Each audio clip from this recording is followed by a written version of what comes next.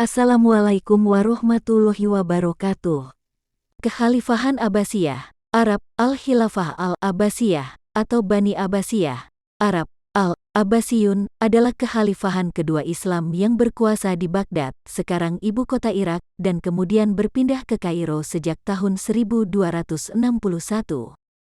Kekhalifahan ini berkembang pesat dan menjadikan dunia Islam sebagai pusat pengetahuan dunia. Kekhalifahan ini berkuasa setelah merebutnya dari Bani Umayyah dan menundukkan semua wilayahnya kecuali Andalusia. Bani Abbasiyah merujuk kepada keturunan dari paman Nabi Muhammad yang termuda, yaitu Abbas bin Abdul Muthalib, 566–652, maka mereka juga termasuk ke dalam Bani Hashim. Berkuasa mulai tahun 750 dan memindahkan ibu kota dari Damaskus ke Baghdad. Berkembang selama 3 abad, tetapi pelan-pelan meredup setelah naiknya bangsa Turki yang sebelumnya merupakan bahagian dari tentara kekhalifahan yang mereka bentuk dan dikenal dengan nama Mamluk. Selama 150 tahun mengambil kekuasaan memintas Iran. Kekhalifahan dipaksa untuk menyerahkan kekuasaan kepada dinasti-dinasti setempat, yang sering disebut Amir atau Sultan. Menyerahkan Andalusia kepada keturunan Bani Umayyah yang melarikan diri, Maghreb dan Ifriqiya kepada Aglabiyah dan Fatimiyah. Kejatuhan totalnya pada tahun 1258 disebabkan serangan bangsa Mongol yang dipimpin Hulaguhan yang menghancurkan Baghdad dan tak menyisakan sedikit pun dari pengetahuan yang dihimpun di perpustakaan Baghdad. Kekhalifahan Bani Abbasiyah berlanjut di Kairo mulai tahun 1261 di bawah Kesultanan Mamluk Mesir. Kekhalifahan di Kairo ini berakhir ketika Mesir ditaklukkan Kesultanan Utsmaniyah tahun 1517 dan gelar khalifah diklaim oleh dinasti Utsmaniyah Turki. Keturunan dari Bani Abbasiyah termasuk suku Al-Abbasi saat ini banyak bertempat tinggal di timur Laut Tikrit, Irak sekarang. Pada zaman pemerintahan Umar ibnu Abdul Aziz, tidak ada keistimewaan Bani Umayyah daripada saudaranya sesama Islam. Rakyat bebas menyatakan pendirian, asalkan jangan mengganggu ketenteraman umum. Meskipun sikap ini benar, kebijakan ini justru melemahkan pemerintahan Bani Umayyah yang didirikan atas kekerasan, despotisme. Oleh sebab itu, diam-diam orang berusaha mengatur propaganda untuk mendirikan Daulah Bani Abbas. Meskipun yang melakukan propaganda ini Bani Abbas sendiri, nama Bani Abbas tidaklah begitu ditonjolkan. Mereka justru mencatut nama Bani Hashim, agar tidak terpecah antara pengikut Ali dan Bani Abbas, karena keduanya sama-sama dari Bani Hashim. Sejak dahulu, Bani Umayyah tidak pernah memusuhi Bani Abbas, melainkan hanya terhadap Bani Ali. Kalau Bani Abbas menyatakan penuntutan pangkat khalifah untuk dirinya sendiri, tentu kurang banyak pengikutnya. Pusat propaganda ada di 2 tempat, yaitu Kufah dan Khurasan. Kufah terhitung negeri baru di wilayah Irak, dan Irak pada masa itu termasuk dalam daerah Persia. Khurasan pun termasuk dalam daerah Persia. Keduanya menjadi pusat perkumpulan rahasia itu sebab Bani Umayyah sendiri kuat kedudukannya di kalangan bangsa Arab, sedangkan daulah yang akan berdiri ini hendak berpusat pada Persia, bukan ke Arab. Di kedua negeri itu, banyak orang yang merasa kurang senang jika khalifah tidak dipegang oleh Bani Hashim, padahal merekalah yang dekat hubungannya dengan Rasul. Mereka mengangkat 12 orang propagandis, ke-12 orang tersebut mengembara di negeri Khurasan, Kufah, Irak, lalu mendatangi Mekah pada musim haji. Mereka mengincar orang yang menentang kezaliman pemerintahan Bani Umayyah. Diterangkan pula tentang bagaimana keturunan Bani Hashim yang asli telah didesak dan dirampas hak turun-temurun yang mereka terima dari Rasul. Salah satu propagandis yang terkenal ialah Abu Muslim Al-Khurasani. Ia mula-mula berpropaganda dengan terang-terangan di negeri Maru. Disuruhnya seisi negeri berkumpul. Diadakannya pidato yang mengkritik pemerintah sekarang. Muhammad bin Ali, cicit dari Abbas, menjalankan kampanye untuk mengembalikan kekuasaan pemerintahan kepada keluarga Bani Hashim di Parsi. Para penyebar Islam semenanjung Arabia yang merupakan kekhalifahan Abbasiyah atau Bani Abbasiyah, keturunan dari Ahlul Bait Sayyidina Husainin di Pulau Perca pada abad ke-7 Masehi pada tahun 623 Masehi yakni Syekh Usuluddin Bicitram Syah. Sultan Ratu Ngegalang Paksi dari Sultan Ratu Mumelar Paksi anak cucu dari Sayyidina Husain memiliki tujuan khusus penyebar Islam di Pulau Perca dan mempengaruhi berdirinya kerajaan-kerajaan di pulau tersebut. Bukti-bukti penyebaran Islam diantaranya tatanan adat yang masih hidup serta berjalan hingga sekarang, masjid dan makam-makam, sejarah adat dan budaya Islam menumbuhkan cinta tanah air dan memperkuat identitas bangsa. Selanjutnya pada masa pemerintahan Khalifah Marwan II, pertentangan ini semakin memuncak dan akhirnya pada tahun 750, Abu al-Abbas al-Safah berhasil meruntuhkan Daulah Umayyah dan kemudian dilantik sebagai khalifah. Bani Abbasiyah berhasil memegang kekuasaan kekhalifahan selama 5 abad, mengkonsolidasikan kembali kepemimpinan gaya Islam dan menyuburkan ilmu pengetahuan dan pengembangan budaya Timur Tengah. Tetapi pada tahun 940 kekuatan kekhalifahan menyusut. Ketika orang-orang non-Arab, khususnya orang Turki, dan kemudian diikuti oleh Mamluk di Mesir pada pertengahan abad ke-13, mulai mendapatkan pengaruh dan mulai memisahkan diri dari kekhalifahan. Meskipun begitu, kekhalifahan tetap bertahan sebagai simbol yang menyatukan umat Islam. Pada masa pemerintahannya, Bani Abbasiyah mengklaim bahwa dinasti mereka tak dapat disaingi.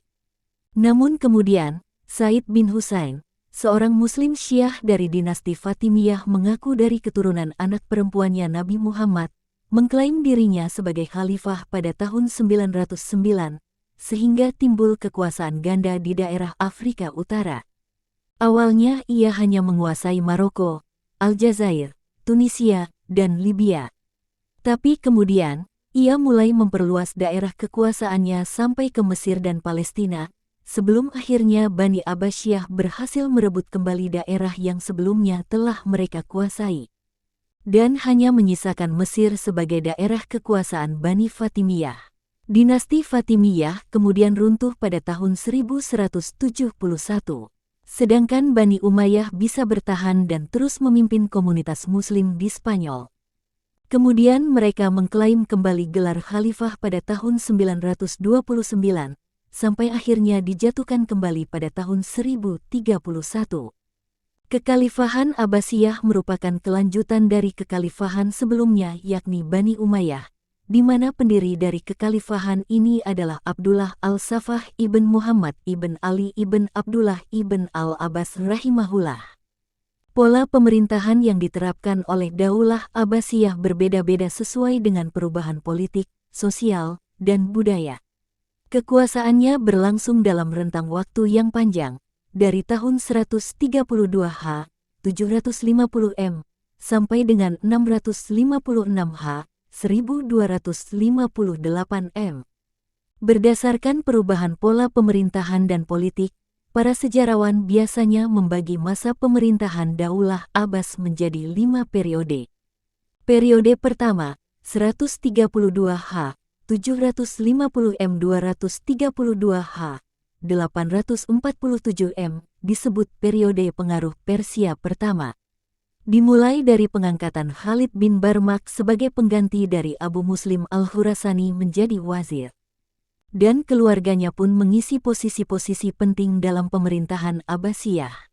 Periode kedua, 232 H, 847 M 334 H, 945 M, disebut periode pengaruh Turki pertama. Periode ketiga, 334 H, 945 M 447 H, 1055 M, masa kekuasaan dinasti Bani Buwaih dalam pemerintahan Abbasiyah.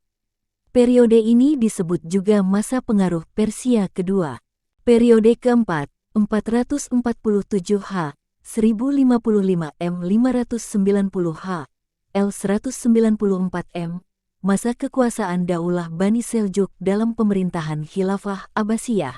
Biasanya disebut juga dengan masa pengaruh Turki kedua, di bawah kendali Kesultanan Seljuk Raya, Salajikah Al-Kubra, Seljuk Agung.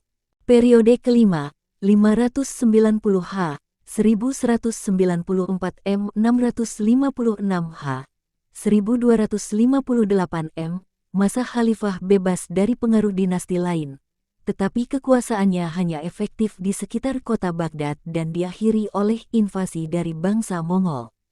Pada periode pertama pemerintahan Bani Abbas mencapai masa keemasannya. Secara politis, para khalifah betul-betul tokoh kuat dan merupakan pusat kekuasaan politik dan agama sekaligus. Di sisi lain, kemakmuran masyarakat mencapai tingkat tertinggi. Periode ini menjadi landasan bagi perkembangan filsafat dan ilmu pengetahuan dalam Islam. Namun setelah periode ini berakhir, pemerintahan Bani Abbas mulai menurun dalam bidang politik, meskipun filsafat dan ilmu pengetahuan terus berkembang. Masa pemerintahan Abu al-Abbas, pendiri dinasti ini sangat singkat, yaitu dari tahun 750 sampai 754 m. Selanjutnya digantikan oleh Abu Ja'far al-Mansur, 754 sampai 775 m, yang keras menghadapi lawan-lawannya terutama dari Bani Umayyah, Khawarij, dan juga Syiah. Untuk memperkuat kekuasaannya, tokoh-tokoh besar yang mungkin menjadi saingan baginya satu persatu disingkirkannya. Abdullah bin Ali dan Sholih bin Ali, keduanya adalah pamannya sendiri yang ditunjuk sebagai gubernur oleh khalifah sebelumnya. Di Syria dan Mesir dibunuh karena tidak bersedia membayatnya. Al-Mansur memerintahkan Abu Muslim al-Khurasani melakukannya, dan kemudian menghukum mati Abu Muslim al-Khurasani pada tahun 755 m. karena dikhawatirkan akan menjadi pesaing baginya. Pada mulanya ibu kota negara adalah Al-Hashimiyah, dekat Kufah. Namun, untuk lebih memantapkan dan menjaga stabilitas negara yang baru berdiri itu, Al-Mansur memindahkan ibu kota negara ke kota yang baru dibangunnya, Baghdad. Dekat bekas ibu kota Persia, Ctesiphon, tahun 762 m. Dengan demikian, pusat pemerintahan dinasti Bani Abbas berada di tengah-tengah bangsa Persia. Di ibu kota yang baru ini Al-Mansur melakukan konsolidasi dan penertiban pemerintahannya. Di antaranya dengan membuat semacam lembaga eksekutif dan yudikatif. Di bidang pemerintahan, dia menciptakan tradisi baru dengan mengangkat wazir sebagai koordinator dari kementerian yang ada. Wazir pertama yang diangkat adalah Khalid bin Barmak. Berasal dari Balkah, Persia. Dia juga membentuk lembaga protokol negara, sekretaris negara, dan kepolisian negara di samping membenahi angkatan bersenjata. Dia menunjuk Muhammad ibn Abdurrahman sebagai hakim pada lembaga kehakiman negara. Jawatan pos yang sudah ada sejak masa dinasti Bani Umayyah ditingkatkan peranannya dengan tambahan tugas. Dari hanya sekadar untuk mengantar surat. Pada masa Al-Mansur, jawatan pos ditugaskan untuk menghimpun seluruh informasi di daerah-daerah, sehingga administrasi kenegaraan dapat berjalan lancar. Para direktur jawatan pos bertugas melaporkan tingkah laku gubernur setempat kepada khalifah.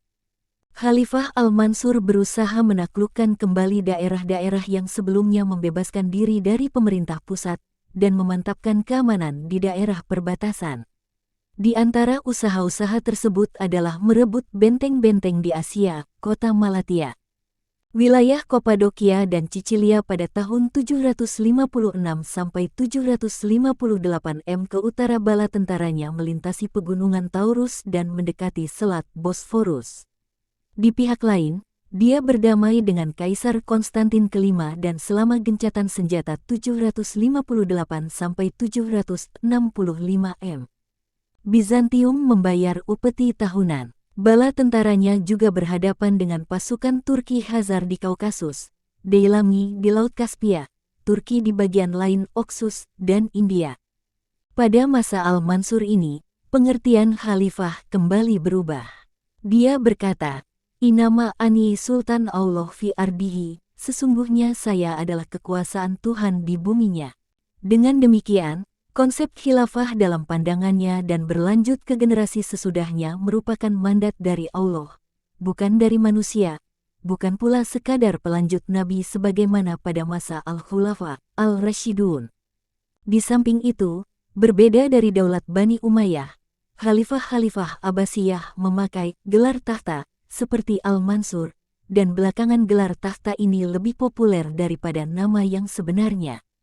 Kalau dasar-dasar pemerintahan Daulah Abbasiyah diletakkan dan dibangun oleh Abu al-Abbas as-Saffah dan Al-Mansur, maka puncak keemasan dari dinasti ini berada pada 7 khalifah sesudahnya, yaitu Al-Mahdi 775-785 m, Al-Hadi 775-786 m, Harun ar-Rasyid 786-809 m, Al-Mamun 813-833 m, Al-Mutashim 833-842 m, Al-Watsik 842-847 m, dan Al-Mutawakil 847-861 m.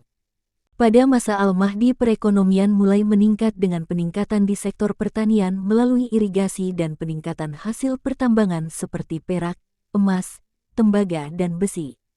Terkecuali itu, dagang transit antara timur dan barat juga banyak membawa kekayaan. Basrah menjadi pelabuhan yang penting. Popularitas Daulah Abbasiyah mencapai puncaknya pada zaman Khalifah Harun ar-Rasyid rahimahullah 786-809 m, dan puteranya Al-Mamun 813-833 m. Kekayaan negara banyak dimanfaatkan Harun al-Rasyid untuk keperluan sosial dan mendirikan rumah sakit, lembaga pendidikan dokter, dan farmasi. Pada masanya sudah terdapat paling tidak sekitar 800 orang dokter. Di samping itu, pemandian-pemandian umum juga dibangun. Kesejahteraan, sosial, kesehatan, pendidikan, ilmu pengetahuan, dan kebudayaan serta kesusastraan berada pada zaman keemasannya. Pada masa inilah negara Islam menempatkan dirinya sebagai negara terkuat dan tak tertandingi. Al-Mamun, pengganti Harun ar-Rasyid, dikenal sebagai khalifah yang sangat cinta kepada ilmu filsafat. Pada masa pemerintahannya, penerjemahan buku-buku asing digalakkan. Untuk menerjemahkan buku-buku Yunani, ia menggaji penerjemah-penerjemah dari golongan Kristen dan penganut agama lain yang ahli, wala haula wala quwata illa billah. Ia juga banyak mendirikan sekolah. Salah satu karya besarnya yang terpenting adalah pembangunan Baitul Hikmah, pusat penerjemahan yang berfungsi sebagai perguruan tinggi dengan perpustakaan yang besar. Pada masa Al-Mamun inilah Baghdad mulai menjadi pusat kebudayaan dan ilmu pengetahuan. Al-Mutashim, khalifah berikutnya, 833-842 m, memberi peluang besar kepada orang-orang Turki untuk masuk dalam pemerintahan. Keterlibatan mereka dimulai sebagai tentara pengawal. Tidak seperti pada masa Daulah Umayyah. Dinasti Abbasiyah mengadakan perubahan sistem ketentaraan. Praktik orang-orang Muslim mengikuti perang sudah terhenti. Tentara dibina secara khusus menjadi prajurit-prajurit profesional. Dengan demikian, kekuatan militer dinasti Bani Abbas menjadi sangat kuat. Walaupun demikian, dalam periode ini banyak tantangan dan gerakan politik yang mengganggu stabilitas, baik dari kalangan Bani Abbas sendiri maupun dari luar. Gerakan-gerakan itu seperti gerakan sisa-sisa Bani Umayyah dan kalangan intern Bani Abbas, revolusi Al-Khawarij di Afrika Utara, gerakan Zindik di Persia, gerakan Syiah, dan konflik antar bangsa dan aliran pemikiran keagamaan, semuanya dapat dipadamkan. Dari gambaran di atas, Bani Abbasiyah pada periode pertama lebih menekankan pembinaan peradaban dan kebudayaan Islam daripada perluasan wilayah. Inilah perbedaan pokok antara Bani Abbas dan Bani Umayyah. Di samping itu, ada pula ciri-ciri menonjol dinasti Bani Abbas yang tak terdapat pada zaman Bani Umayyah. 1. Dengan berpindahnya ibu kota ke Baghdad, pemerintahan Bani Abbas menjadi jauh dari pengaruh Arab Islam. Sedangkan dinasti Bani Umayyah sangat berorientasi kepada Arab Islam. Dalam periode pertama dan ketiga pemerintahan Abbasiyah, pengaruh kebudayaan Persia sangat kuat, dan pada periode kedua dan keempat bangsa Turki sangat dominan dalam politik dan pemerintahan dinasti ini. 2. Dalam penyelenggaraan negara, pada masa Bani Abbas ada jabatan wazir yang membawahi kepala-kepala departemen. Jabatan ini tidak ada di dalam pemerintahan Bani Umayyah. 3. Ketentaraan profesional baru terbentuk pada masa pemerintahan Bani Abbas. Sebelumnya, belum ada tentara khusus yang profesional. Sebagaimana diuraikan di atas, puncak perkembangan kebudayaan dan pemikiran Islam terjadi pada masa pemerintahan Bani Abbas. Akan tetapi, tidak berarti seluruhnya berawal dari kreativitas penguasa Bani Abbas sendiri. Sebagian di antaranya sudah dimulai sejak awal kebangkitan Islam. Dalam bidang pendidikan, misalnya, di awal Islam, lembaga pendidikan sudah mulai berkembang. Ketika itu, lembaga pendidikan terdiri dari 2 tingkat. 1. Maktab, kutab dan masjid, yaitu lembaga pendidikan terendah, tempat anak-anak mengenal dasar-dasar bacaan, hitungan dan tulisan, dan tempat para remaja belajar dasar-dasar ilmu agama, seperti tafsir, hadits, fiqh dan bahasa. 2. Tingkat pendalaman, di mana para pelajar yang ingin memperdalam ilmunya, pergi keluar daerah menuntut ilmu kepada seorang atau beberapa orang ahli dalam bidangnya masing-masing. Pada umumnya, ilmu yang dituntut adalah ilmu-ilmu agama. Pengajarannya berlangsung di masjid-masjid atau di rumah-rumah ulama bersangkutan. Bagi anak penguasa pendidikan bisa berlangsung di istana atau di rumah penguasa tersebut dengan memanggil ulama ahli ke sana. Lembaga-lembaga ini kemudian berkembang pada masa pemerintahan Bani Abbas, dengan berdirinya perpustakaan dan akademi. Perpustakaan pada masa itu lebih merupakan sebuah universitas, karena di samping terdapat kitab-kitab. Di sana orang juga dapat membaca, menulis, dan berdiskusi. Perkembangan lembaga pendidikan itu mencerminkan terjadinya perkembangan dan kemajuan ilmu pengetahuan. Hal ini sangat ditentukan oleh perkembangan bahasa Arab, baik sebagai bahasa administrasi yang sudah berlaku sejak zaman Bani Umayyah, maupun sebagai bahasa ilmu pengetahuan. Di samping itu, kemajuan itu paling tidak juga ditentukan oleh 2 hal, yaitu terjadinya asimilasi antara bangsa Arab dengan bangsa-bangsa lain yang lebih dahulu mengalami perkembangan dalam bidang ilmu pengetahuan. Pada masa pemerintahan Bani Abbas, bangsa-bangsa non-Arab banyak yang masuk Islam. Asimilasi berlangsung secara efektif dan bernilai guna. Bangsa-bangsa itu memberi saham tertentu dalam perkembangan ilmu pengetahuan dalam Islam. Pengaruh Persia, sebagaimana sudah disebutkan, sangat kuat di bidang pemerintahan. Di samping itu, bangsa Persia banyak berjasa dalam perkembangan ilmu, filsafat, dan sastra. Pengaruh India terlihat dalam bidang kedokteran, ilmu matematika, dan astronomi. Sedangkan pengaruh Yunani masuk melalui terjemahan-terjemahan dalam banyak bidang ilmu, terutama filsafat. 2. Gerakan terjemahan yang berlangsung dalam 3 fase. Fase pertama, pada masa Khalifah Al-Mansur hingga Harun ar-Rasyid. Pada fase ini yang banyak diterjemahkan adalah karya-karya dalam bidang astronomi dan mantik. Fase kedua berlangsung mulai masa Khalifah Al-Mamun hingga tahun 300 buku-buku yang banyak diterjemahkan adalah dalam bidang filsafat dan kedokteran. Fase ketiga berlangsung setelah tahun 300 terutama setelah adanya pembuatan kertas. Bidang-bidang ilmu yang diterjemahkan semakin meluas. Pengaruh dari kebudayaan bangsa yang sudah maju tersebut, terutama melalui gerakan terjemahan, bukan saja membawa kemajuan di bidang ilmu pengetahuan umum, tetapi juga ilmu pengetahuan agama. Dalam bidang tafsir, sejak awal sudah dikenal 2 metode. Penafsiran pertama, tafsir bi al-masur, yaitu interpretasi tradisional dengan mengambil interpretasi dari Nabi dan para sahabat. Kedua, tafsir bi al-rayi, yaitu metode rasional yang lebih banyak bertumpu kepada pendapat dan pikiran daripada hadits dan pendapat sahabat. Kedua metode ini memang berkembang pada masa pemerintahan Bani Abbas. Akan tetapi jelas sekali bahwa tafsir dengan metode bi al-rayi, tafsir rasional, sangat dipengaruhi oleh perkembangan pemikiran filsafat dan ilmu pengetahuan. Hal yang sama juga terlihat dalam ilmu fiqh dan terutama dalam ilmu teologi. Perkembangan logika di kalangan umat Islam sangat memengaruhi perkembangan dua bidang ilmu tersebut. Imam-imam mazhab hukum yang empat hidup pada masa pemerintahan Abbasiyah pertama.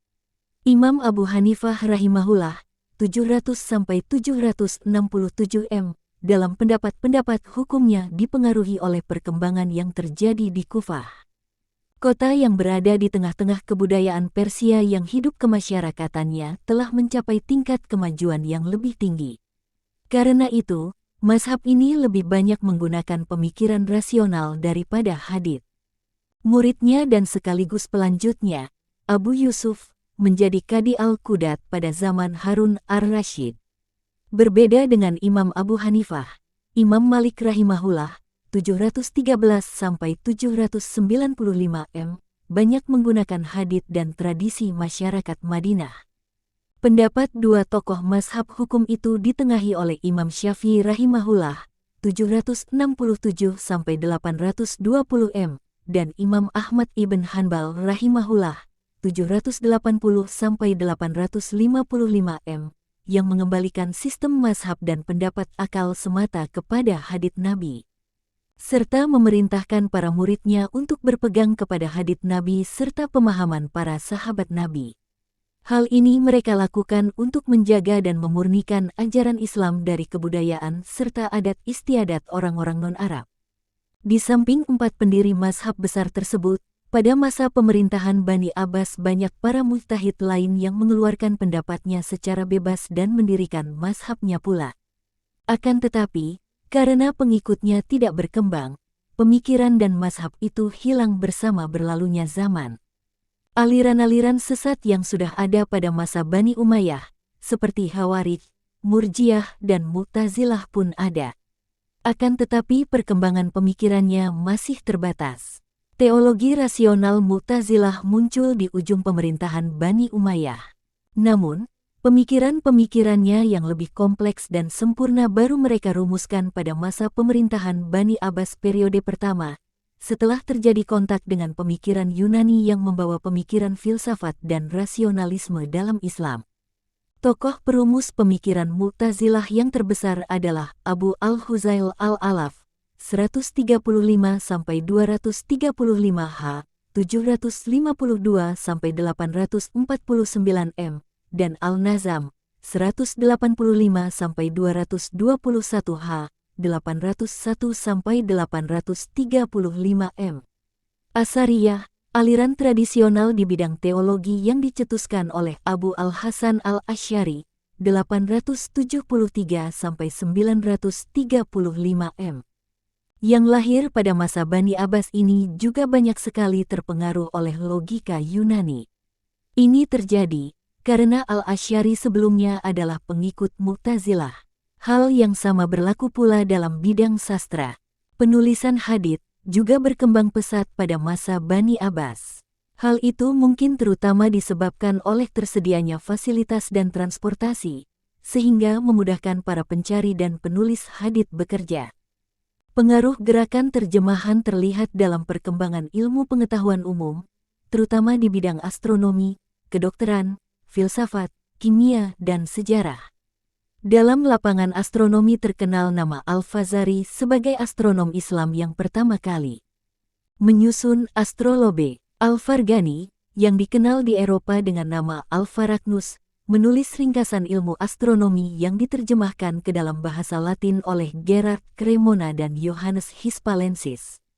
Dalam lapangan kedokteran dikenal nama Ar-Razi dan Ibnu Sina. Ar-Razi adalah tokoh pertama yang membedakan antara penyakit cacar dengan measles. Dia juga orang pertama yang menyusun buku mengenai kedokteran anak. Sesudahnya, ilmu kedokteraan berada di tangan Ibn Sina. Ibnu Sina yang juga seorang filosof berhasil menemukan sistem peredaran darah pada manusia. Di antara karyanya adalah Al-Qanun fi Al-Tib yang merupakan ensiklopedi kedokteran paling besar dalam sejarah.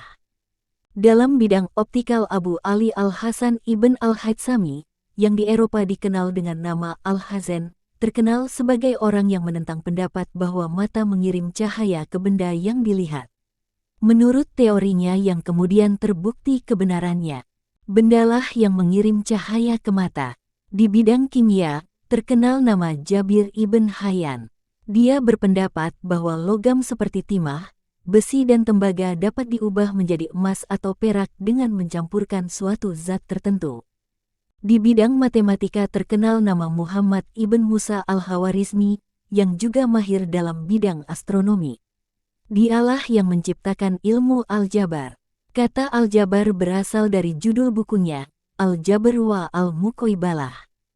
Dalam bidang sejarah terkenal nama Al-Masuti. Dia juga ahli dalam ilmu geografi. Di antara karyanya adalah Mu'uruj al-Zahab wa Ma'azin al-Jawahir. Tokoh-tokoh terkenal dalam bidang filsafat, antara lain Al-Farabi, Ibnu Sina, dan Ibnu Rushd. Al-Farabi banyak menulis buku tentang filsafat, logika, jiwa, kenegaraan, etika dan interpretasi terhadap filsafat Aristoteles. Ibnu Sina juga banyak mengarang buku tentang filsafat, yang terkenal diantaranya ialah As-Sifa. Ibnu Rushd yang di barat lebih dikenal dengan nama Averroes, banyak berpengaruh di barat dalam bidang filsafat. Sehingga di sana terdapat aliran yang disebut dengan Averroisme. Pada masa kekhalifahan ini, dunia Islam mengalami peningkatan besar-besaran di bidang ilmu pengetahuan. Salah satu inovasi besar pada masa ini adalah diterjemahkannya karya-karya di bidang pengetahuan, sastra, dan filosofi dari Yunani, Persia, dan Hindustan. Banyak golongan pemikir lahir zaman ini, banyak di antara mereka bukan Islam dan bukan Arab Muslim. Mereka ini memainkan peranan yang penting dalam menerjemahkan dan mengembangkan karya kesusastraan Yunani dan Hindu, dan ilmu zaman pra-Islam kepada masyarakat Kristen Eropa. Sumbangan mereka ini menyebabkan seorang ahli filsafat Yunani yaitu Aristoteles terkenal di Eropa. Tambahan pula, pada zaman ini menyaksikan penemuan ilmu geografi, matematika, dan astronomi seperti Euclid dan Claudius Ptolemy. Ilmu-ilmu ini kemudiannya diperbaiki lagi oleh beberapa tokoh Islam seperti Al-Biruni dan sebagainya.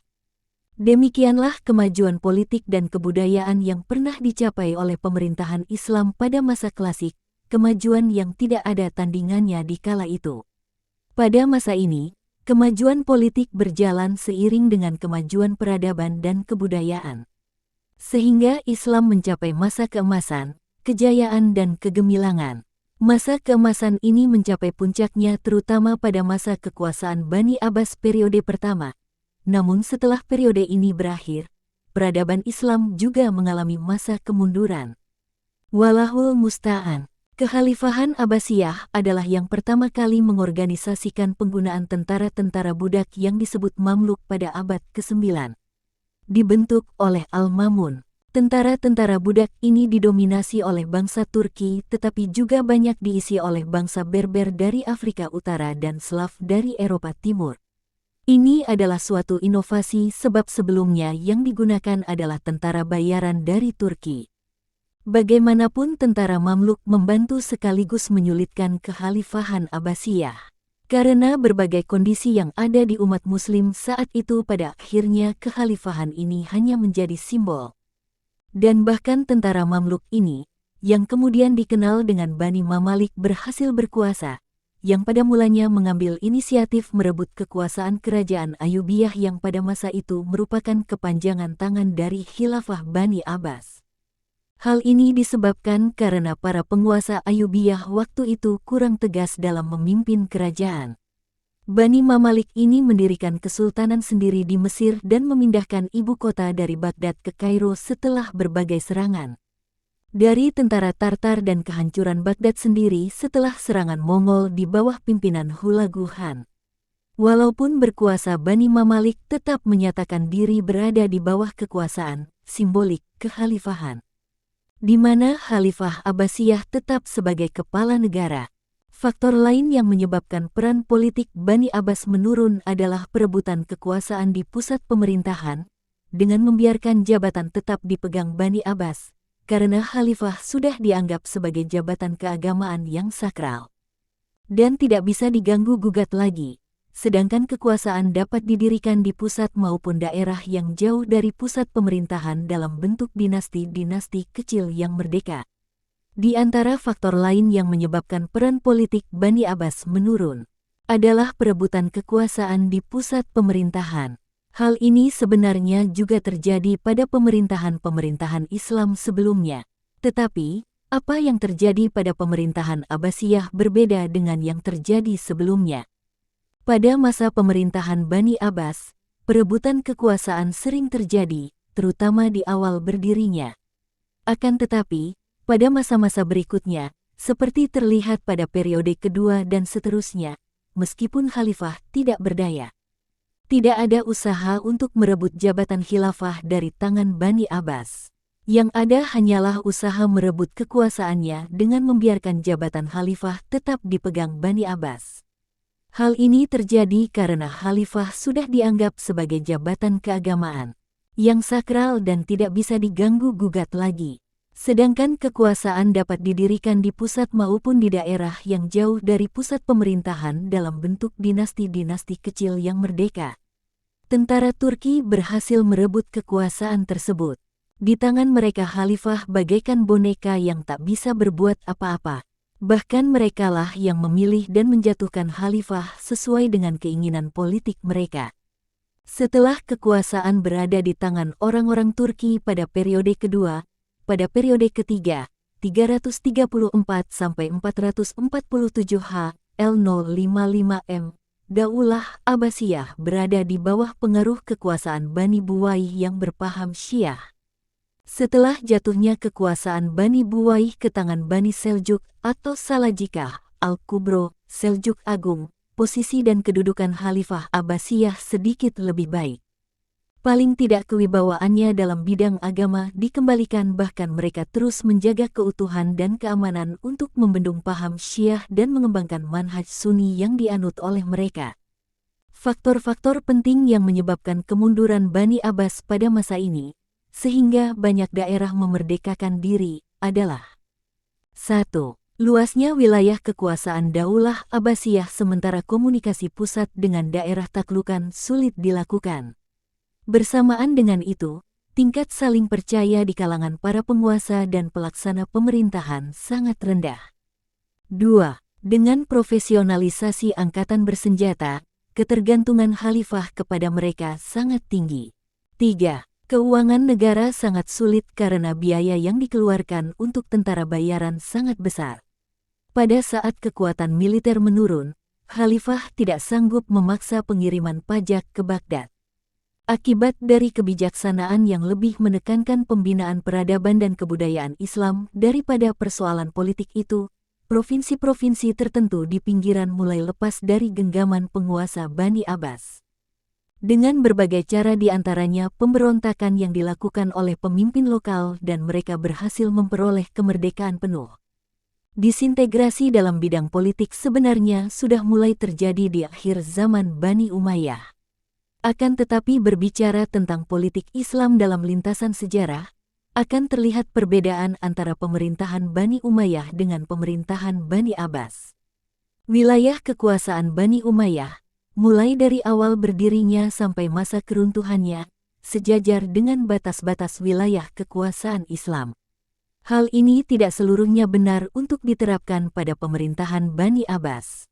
Kekuasaan dinasti ini tidak pernah diakui di Spanyol dan seluruh Afrika Utara, kecuali Mesir yang bersifat sebentar-sebentar dan kebanyakan bersifat nominal. Bahkan dalam kenyataannya, banyak daerah tidak dikuasai khalifah. Secara real, daerah-daerah itu berada di bawah kekuasaan gubernur-gubernur provinsi bersangkutan.